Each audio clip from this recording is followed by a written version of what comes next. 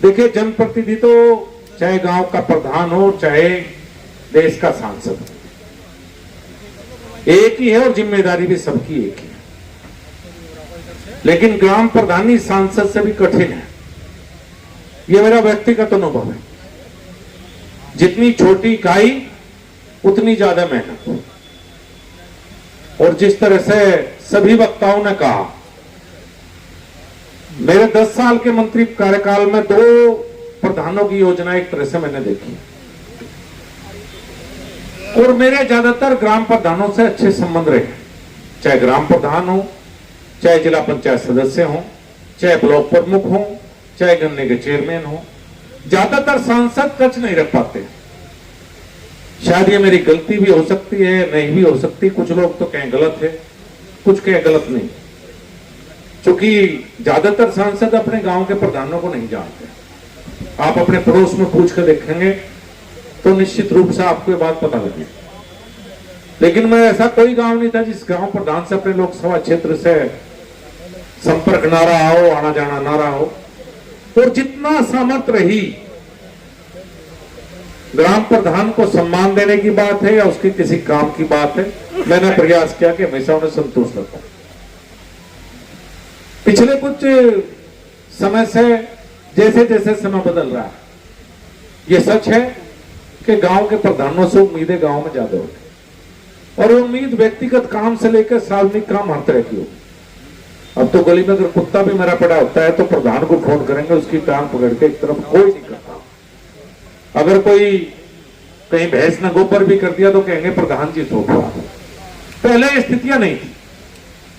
पहले गांव में आदमी खुद काम करते थे, अब प्रधान को व्यक्तिगत और सार्वजनिक दोनों तरह के काम देखने पड़ते हैं। पिछले कुछ समय से चूंकि बघेल साहब हमारे बीच में हैं, एक बात मैं जरूर कहूंगा, और पंचायती राज मंत्री, मैं एक बात देख रहा हूं कि केंद्र सरकार से जो पैसा आता है, जो केंद्र की योजनाएं हैं, वो अफसर एसी कमरे में बैठ के बना देते हैं। प्रदेश में भी यही स्थिति है। और जब गांव पंचायत के पास पैसा पहुंचता है तो उस पैसे को कहीं ना कहीं लिमिट में बांध दिया जाता है।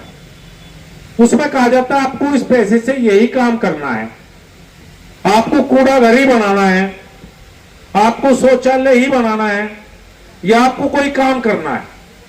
हर गांव की अपनी अलग समस्या है। वो उस गांव के प्रधान और उस गांव पंचायत पंच से बेहतर कोई नहीं जानता कि मेरे गांव की समस्या क्या है।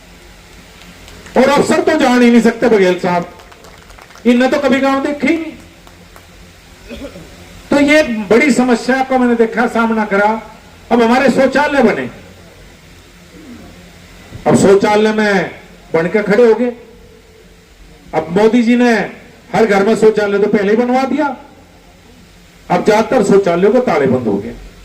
16-16 लाख रुपए सरकार के लगे भी, लेकिन सही पूछो तो जनता को उसका फायदा नहीं मिल पाया, बल्कि उनके प्रधान को 8-10 हजार रुपए महीने मेंटेन करने के लिए और देने पड़ रहे, उसमें कुछ हो या ना हो। अब यह कैसी योजना, मैं तो समझ नहीं पाया। अभी बीच में मत से आई थी, चूंकि आप पश्चिम उत्तर प्रदेश के हैं, एक समस्या हो रही, वो है प्रधानमंत्री आवास की। हमारे यहां चाहे 10 ईंट लगा दो, ईंट लगा रखे। ऐसी योजना बना दी गई वो कि उस योजना से पश्चिम उत्तर प्रदेश को बिल्कुल हटा देगा प्रधानमंत्री आवास योजना में। यह दुर्भाग्य की बात है कि प्रदेश के मुख्यमंत्री और देश के प्रधानमंत्री जब बोलते हैं कि 3-4 करोड़ आवास बन गए, उत्तर प्रदेश में बोला जाता है 25 लाख 30 लाख आवास बन गए, तो मुझे दुख होता है कि उन 25, 30, 50 लाख आवास में से पश्चिम उत्तर प्रदेश का हिस्सा 50,000 भी नहीं है। यह बड़े दुख की बात है। तो इसका खामियाजा गांव प्रधान के साथ साथ विधायक और सांसद को भी भुगतना पड़ता है। आप जैसा व्यवहारिक जमीन से जुड़ा व्यक्ति, अभी मैं बाहर खड़ा था तो कुछ साथियों को आपको इंट्रोडक्शन दे रहा था। मैंने अपने जीवन में अगर कुछ नेता बहुत मेहनती और उदाहरण जिनके प्रस्तुत कर सकते अगर देखा है तो उनमें से एसपी सिंह बघेल है। मैंने रात के 3 बजे सुबह के शादी करते हुए देखा है। मैंने हमेशा देखा है कि दिल्ली में मीटिंग करके आए, अब मुजफ्फरनगर पहुंच गए तो हो सकता है इससे कहते कि भाई आगरा जाना, आगरा भागूंगा। इतनी मेहनत करते हुए मैंने देखा है, जमीन से जुड़े हुए व्यक्ति हैं। और शायद इसलिए जनता ने बहुत बार सांसद और बहुत बार विधायक बनाया। तो आप जैसे व्यक्ति के इस मंत्रालय में रहते हुए ये उम्मीद जरूर करूंगा कि जब हमने गांव पंचायतें बनाई और प्रधान बनाए तो ये अधिकार उन्हें दिया जाना चाहिए कि जो पैसा केंद्र से आए या प्रदेश में वो गांव पंचायत अपनी इच्छा से खर्च कर सके, वो सीडीओ डीएम की इच्छा न चलवाओ। एक नया सिस्टम पैदा हो गया, ये सीडीओ बताने लगे कि करना क्या है। तो कम से कम और मैं तो एक बात बताऊं जी, हो सकता है बहुत से लोग ग्राम प्रधान को या किसी को भी प्रमुख को कह देते हैं कि भाई भ्रष्टाचार हुआ, जैसे चुनाव आता है शिकायतें बहुत होती हैं। मेरे तो एक भ्रष्टाचार याद है, गांव प्रधान तो डरेगा उसे अगला चुनाव लड़ना, उसके परिवार को हमेशा बेईमान कहेंगे, उसे बेईमान कहेंगे, ऐसे प्रमुख सभी जनप्रतिनिधि डरते हैं। बीच में एक दौर ऐसा आया था कोविड की वजह से कि चुनाव लेट हुए और शायद 8 या 9 महीने के लिए प्रशासक बैठे थे, 6 महीने के लिए।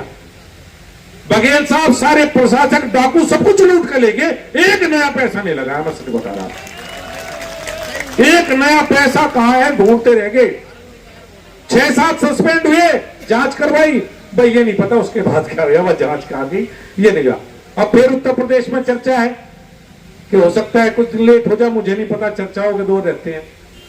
अभी उत्तराखंड में लेट हुए 6 महीने। उत्तराखंड के मुख्यमंत्री ने बहुत अच्छा काम किया, प्रशासक जनप्रतिनिधि को लगाया, इन सेक्रेटरी को नहीं लगाया तो बच गया। अगर यहां थोड़े बहुत लेट हो, बघेल साहब आपका मंत्रालय इतनी सिफारिश जरूर गई हो कि जनप्रतिनिधि को प्रशासक लगाओ ना, अधिकारियों को न लगा कर बैठा दियो, ये किसी के काबू में नहीं। एक मैं आपका अभिनंदन करता हूं, स्वागत करता हूं। और आयोजक इस कार्यक्रम के अमरीश बालियान भाई, बहुत अच्छा आपने कार्यक्रम किया, सभी जनप्रतिनिधियों को बुलाया। और भरत बालियान जी, इसके जो कृषि प्रदर्शनी बहुत दिनों बाद हुई, मेरे तो अपनी प्रदर्शनी याद आ गई, जो प्रदर्शनी एक समय में उस फील्ड में हमने लगवाई थी। लेकिन ऐसे कार्यक्रम बढ़िया आयोजन होते रहे। सभी आपकी टीम, सभी समस्त ग्राम प्रधान, बहुत दिनों से बहुत प्रधान आपके साथ लगे हुए थे। आप सबको इस सुंदर आयोजन की बधाई। और बघेल साहब का बहुत बहुत धन्यवाद कि रिश्तेदार की एक बार की बात पे इतना विलंब से हम मिले और आपने आने का समय दिया। आप सबका बहुत धन्यवाद, बहुत बहुत अभिनंदन।